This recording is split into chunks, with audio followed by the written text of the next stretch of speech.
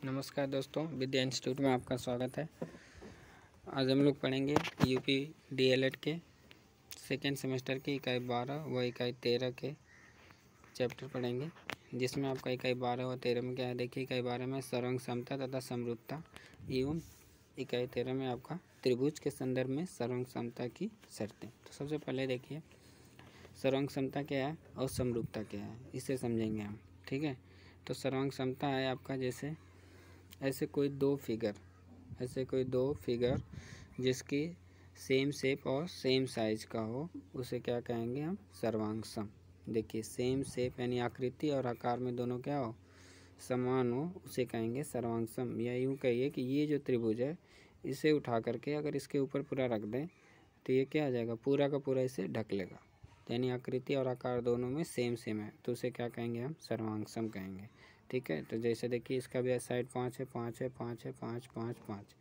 अगर साइड 5 5 है तो आपको पता लग गया होगा ये कौन सा इक्विलैटरल ट्रायंगल है, यानी समबाहु त्रिभुज। यानी इसके सभी एंगल क्या होंगे, 60 60 के होंगे, यानी एंगल भी समान है और यानी कोण भी समान है आपका, और साइड भी बराबर है। तो ऐसे त्रिभुज जिनके शेप और साइज दोनों बराबर हो, तो उसे क्या कहेंगे, सर्वांग सम कहेंगे। समरूप में देखिए क्या होता है।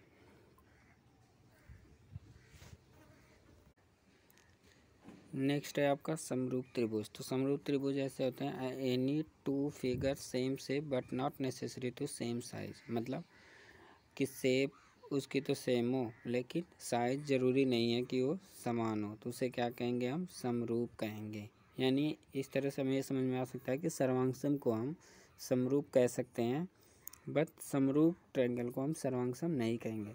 ठीक है, सर्वांग सम की इंग्लिश होती है कॉन्ग्रुएंट, समरूप की होती है सिमिलर। तो देखिएगा, तो any two figure same shape but not necessary to same size. ठीक है, तो जैसे ये देखिए, ये भी आपका क्या है, ट्रायंगल है। इसके 6 6 6 साइड दिए हुआ है, ये भी आपका ट्रायंगल ही है तो दोनों ट्रायंगल ही। तो क्या हुआ, इसका शेप सेम होगी ना, पर साइज ज़रूरी नहीं है कि सेम हो। तो यानी ये 6 है, 6 है, 6 है, इसका 2 है, 2 है, 2 है। तो कहने का मतलब क्या हो गया, ये दोनों समरूप हो गए। समरूप का मतलब दोनों ट्रायंगल तो हैं, बट ये बराबर नहीं है।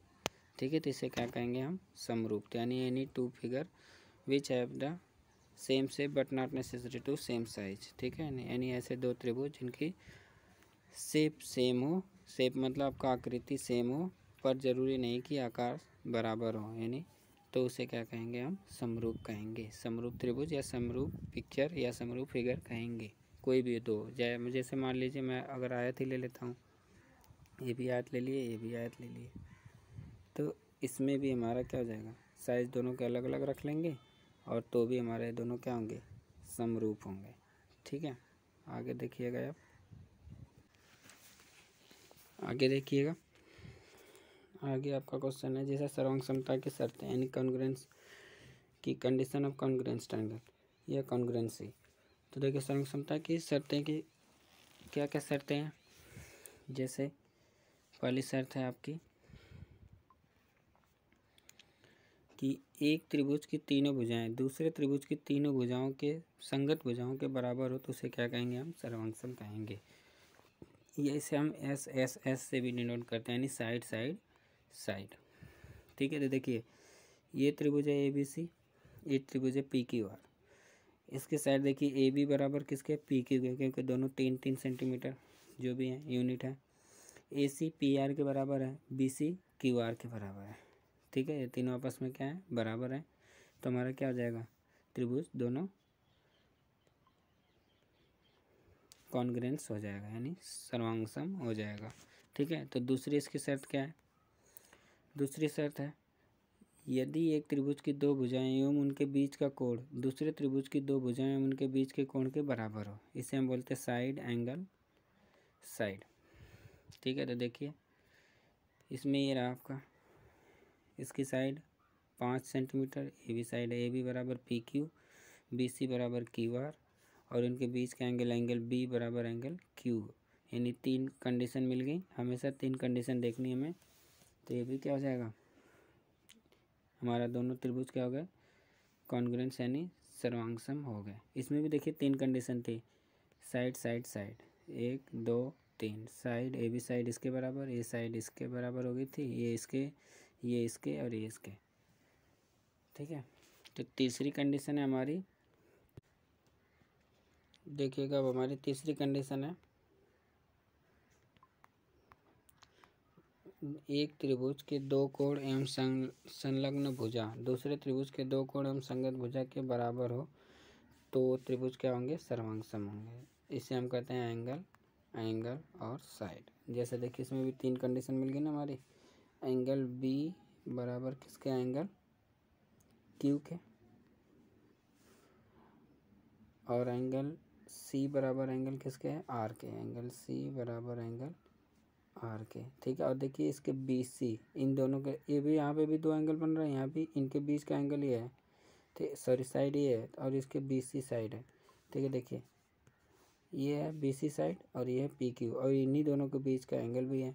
तो हमारा इसमें क्या हो गया, यानी किसी त्रिभुज के दो कोण तथा उसकी संलग्न भुजा, यानी जो दोनों कोण बने उसी के साथ की लगी हुई साइड, दोनों अगर बराबर हो रहे हैं सब, तो क्या हो जाएगा, त्रिभुज सर्वांगसम हो जाएगा। इसे बोलते हैं एंगल, एंगल और साइड से, ठीक है।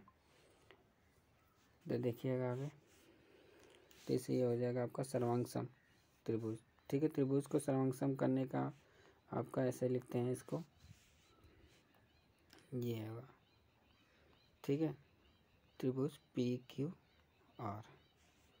तो देखिएगा अब आगे, एक त्रिभुज, चौथी कंडीशन है आपको सर्वांगसम होने की, एक त्रिभुज के कर्ण दूसरे समकोण त्रिभुज के, यानी जो हमारा चौथा रूल है वो समकोण त्रिभुज के लिए लागू होता है, यानी दोनों ही त्रिभुज कैसे होने चाहिए, समकोण होने चाहिए, ठीक है। यहाँ भी देखिए ये भी समकोण है, ये भी समकोण है, यहाँ पे 90 बन रहा है आपका, ठीक है।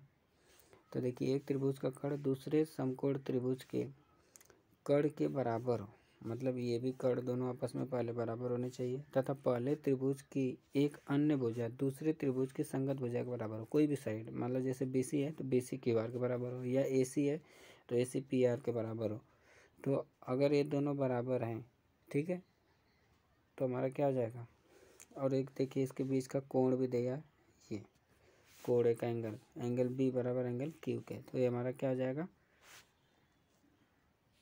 सर्वांगसम त्रिभुज हो जाएंगे। इसको हम बोलते हैं राइट, देखिए राइट एंगल, हाइपोटेनस और साइड, इससे हमारा क्या हुआ, ये दोनों त्रिभुज सर्वांगसम हो गए, ठीक है। त्रिभुज ए बी सी सर्वांगसम त्रिभुज पी क्यू आर के, ठीक है, ये हो गया आपका यहाँ पे, ठीक है।